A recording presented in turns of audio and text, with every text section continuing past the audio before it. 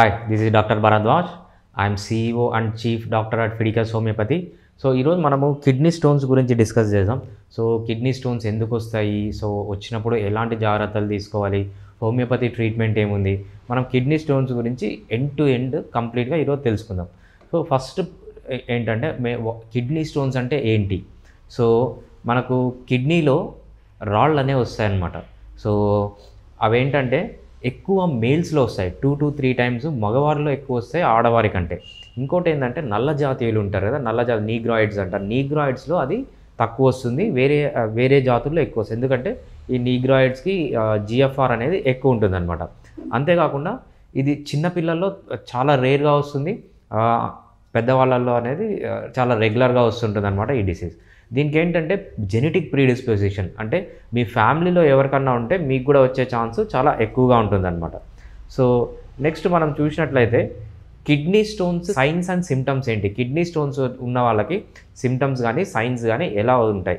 So first ఏంటంటే stone కన్నా చిన్నగా ఉందనుకోండి, 8 mm లేదంటే లెస్ దాన్ 10 mm ఉందనుకోండి, నార్మల్గా సిమ్టమ్స్ కానీ ఏమి ఉండవు. సో ఎప్పుడైతే అది స్టోన్ పెరిగింది, నెక్స్ట్ మన సైన్స్ ఏం స్టార్ట్ అవుతాయి అంటే మెయిన్గా ఫ్లాంక్ పెయిన్ అంటాం అనమాట. మనకి ఈ సైడ్లో పెయిన్ వస్తుంది, ఆ పెయిన్ అనేది ముందుకు రేడియేట్ కావచ్చు, లేకపోతే బ్యాక్ సైడ్ రేడియేట్ కావచ్చు, లేదంటే కింద గ్రోయిన్ అంటారు అనమాట. ఆ గ్రోయిన్లో కూడా రేడియేట్ అవ్వడం చాలా ఎక్కువ ఛాన్సెస్ ఉంటాయి. ఇంకోటి ఏంటంటే నాజియా, వామిటింగ్ వచ్చినట్లు ఉండడం అనేది నాజియా అంటారు. నాజియా ఉండొచ్చు. పాలియూరియా అంటే మీరు ఫ్రీక్వెంట్గా యూరిన్ వెళ్ళాల్సి వస్తుంది అనమాట, లేదంటే ఇన్కాంటినెన్స్.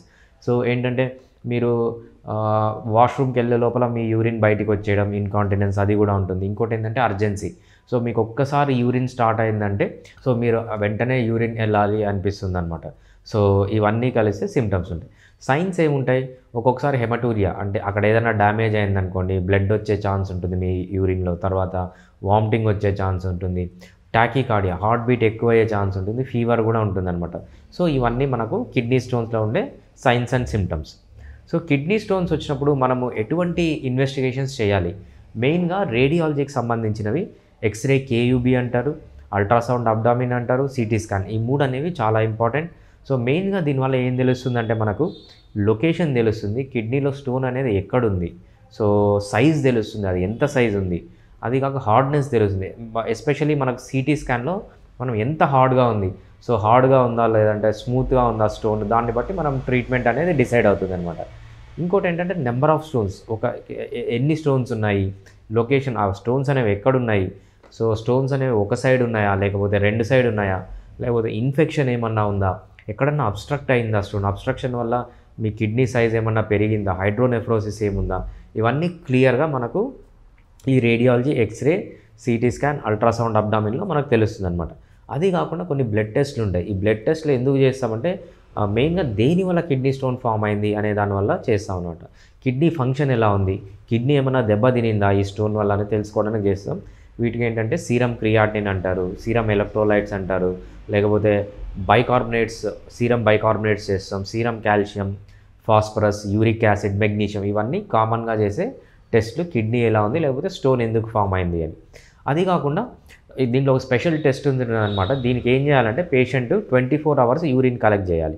సో మీరు యూరిన్ తీసుకుని ఒక బాటిల్లో పెట్టాలండి, 24 hours వచ్చిన యూరిన్ అంతా ఒక బాటిల్లో పెట్టాలి.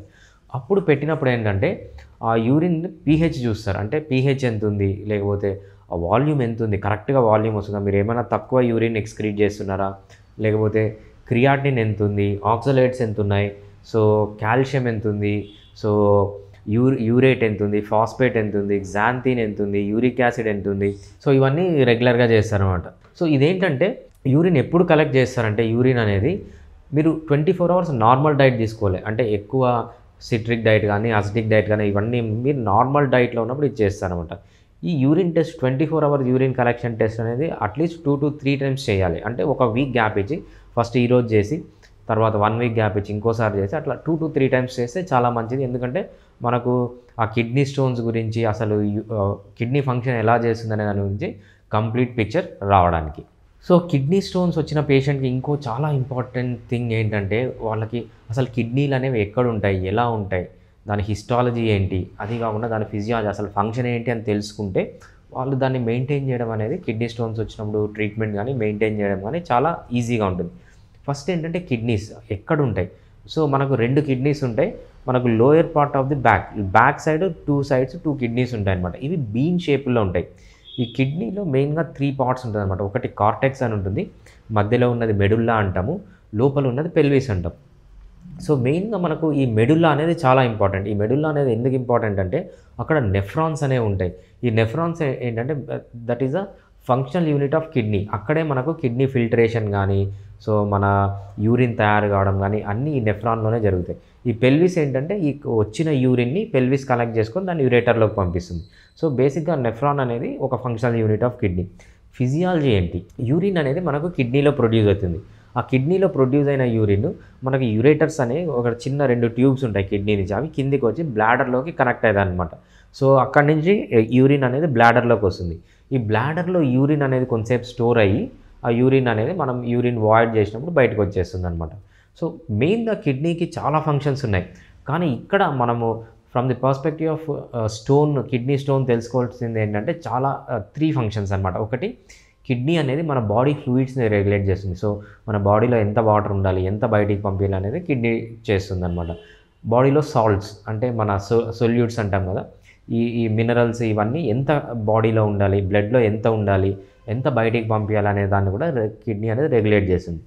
అదే కాకుండా పీహెచ్, మన బాడీ పీహెచ్ని కూడా కిడ్నీ అనేది రెగ్యులేట్ చేస్తుంది అనమాట. ఇవన్నీ 3 important functions of kidney from the perspective of kidney stone.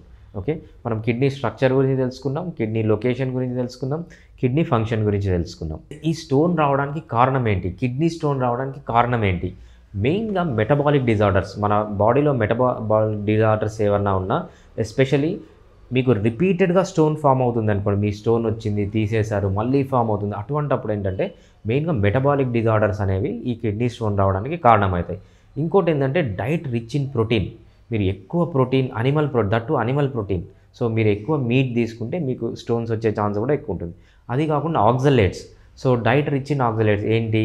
Cabbage కానీ, లేకపోతే టమాటో కానీ, పాలకూర కానీ, ఇటువంటివన్నీ ఎక్కువ తీసుకుంటే ఏంటంటే ఈ ఆక్సలేట్ స్టోన్స్ అనేవి ఫామ్ అవుతుంటాయి. విటమిన్ సి, మీరు విటమిన్ సి కానీ ఎక్కువ తీసుకుంటే అప్పుడు కూడా స్టోన్స్ ఫామ్ అయ్యే ఛాన్స్ ఉంటుందండి. సోడియం క్లోరైడ్, మీరు ఉప్పు అనేది కూడా వంటకు వాడే ఉప్పు అనేది కూడా ఎక్కువ తీసుకుంటే స్టోన్స్ ఫార్మేషన్ టెండెన్సీ ఉంటుంది అనమాట.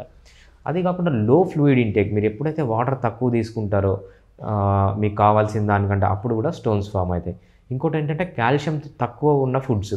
సో కాల్షియం అనేది మీకు మంచి కాల్షియం ఫుడ్ తీసుకోవాలి. మీరు కాల్షియం తక్కువ ఉన్న ఫుడ్ తీసుకున్నా మీ కాల్షియం లెవెల్స్ పడిపోయిన బాడీలో స్టోన్ అనేది ఫామ్ అవుతుంది అనమాట. ఇంకో మేజర్ రీజన్ ఏంటంటే ఒబేసిటీ. మీరు ఎక్కువ లావు ఉన్నా, లేకపోతే మీరు ఎక్కువ డీహైడ్రేషన్ కండిషన్లు అంటే వేడి ఉన్న ప్రదేశాల్లో పనిచేయడం, లేకపోతే ఎక్కువ ఫిజికల్ వర్క్ చేయడం, ఎక్కువ డీహైడ్రేట్ అయింది అనుకోండి బాడీ, అప్పుడు కూడా కిడ్నీ స్టోన్స్ అనేవి ఫామ్ అవుతుంటాయి. అది కాకుండా కొన్ని మెడిసిన్స్ అనేవి ఎక్కువ మనం తీసుకున్నప్పుడు యాంటాసిడ్స్ ఇట్లాంటివి తీసుకున్నప్పుడు కూడా మనకు కిడ్నీ స్టోన్స్ అనేవి ఫామ్ అవుతుంది. ఇది కాకుండా విటమిన్ ఏ డెఫిషియన్సీ, మీరు విటమిన్ ఏ ఫుడ్స్ తక్కువ తీసుకున్నారనుకోండి, అప్పుడు కూడా మీకు కిడ్నీ స్టోన్స్ అనేవి ఫామ్ అవుతాయి. ఇంకో మెయిన్ రీజన్ ఏంటంటే యూరినరీ ఇన్ఫెక్షన్స్. మీకు యూరిన్లో కంటిన్యూస్గా ఇన్ఫెక్షన్ అవుతుంది అనుకోండి, రికరెంట్గా ఇన్ఫెక్షన్ అవుతుంది, క్రానిక్ ఇన్ఫెక్షన్ ఉంది, అప్పుడు కూడా మీకు ఏంటంటే ఈ కిడ్నీ స్టోన్స్ అనేవి ఫామ్ అవుతుంటాయి. Urinary stasis obstruction. ఎప్పుడైతే మీరు యూరిన్ చాలాసేపు వాయిడ్ చేయకుండా ఉంటారనుకోండి, అప్పుడు కూడా అక్కడ ఏంటంటే బ్యాక్టీరియల్ గ్రోత్ కానీ, లేకపోతే కొల్లాయిడల్ ప్రిసిపిటేషన్ కానీ, లేకపోతే పీహెచ్ చేంజెస్ వచ్చి అప్పుడు కూడా స్టోన్స్ అనేవి ఫామ్ అవుతుంటాయి. ఇంకోటి ఏంటంటే హైపర్ థైరాయిడిజం కానీ, పారాథైరాయిడ్కి సంబంధించిన డిసీజెస్ ఏమన్నా ఉన్నా మీకు ఈ కిడ్నీ స్టోన్స్ అనేవి ఫామ్ అవుతూ ఉంటాయి.